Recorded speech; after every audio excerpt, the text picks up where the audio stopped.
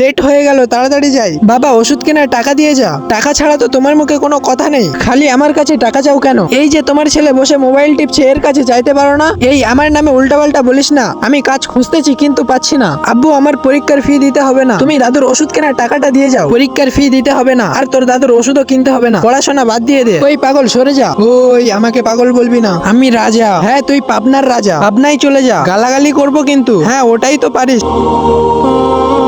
নতুন ফকির এখানে কোত্থেকে আসলো? হ্যাঁ দাও, হ্যাঁ দাও। আরে পাগল এখানে কি করছিস? তুই ভিক্ষা করছিস? দাঁড়া তুই। মান সম্মান নষ্ট করছিস তুই, দাঁড়া। ওই দাঁড়া, বাড়ি আয় তুই, তোকে আজ দেখছি। তারপর কি হলো সেটি দেখার আগে যদি তুমি মাকে ভালোবেসে থাকো তাহলে একটি লাইক করো, আর যদি বাবাকে বেশি ভালোবেসে থাকো তাহলে সাবস্ক্রাইব করো, আর যদি আমার মতো দুইজনকে ভালোবেসে থাকো তাহলে সাবস্ক্রাইব করে কমেন্টে বলে যাও। আজকে দেখি তোমার ওই পাগল ছেলে রাস্তার ধারে বসে ভিক্ষা করছে, মান সম্মান কিছু থাকবে? আজকে বাড়ি আসলে আমার সামনে ওর বিচার করবে। ওই দেখো চলে এসেছে। বাবা আমি চলে এসেছি।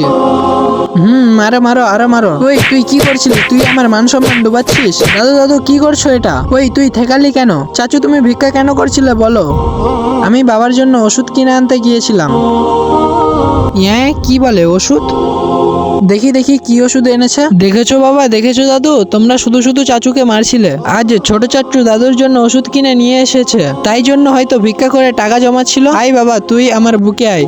এই পাগলের অভিনয় যদি ভালো লাগে তাহলে এই ভিডিওটিতে 1000 লাইক কমপ্লিট করে দিবে।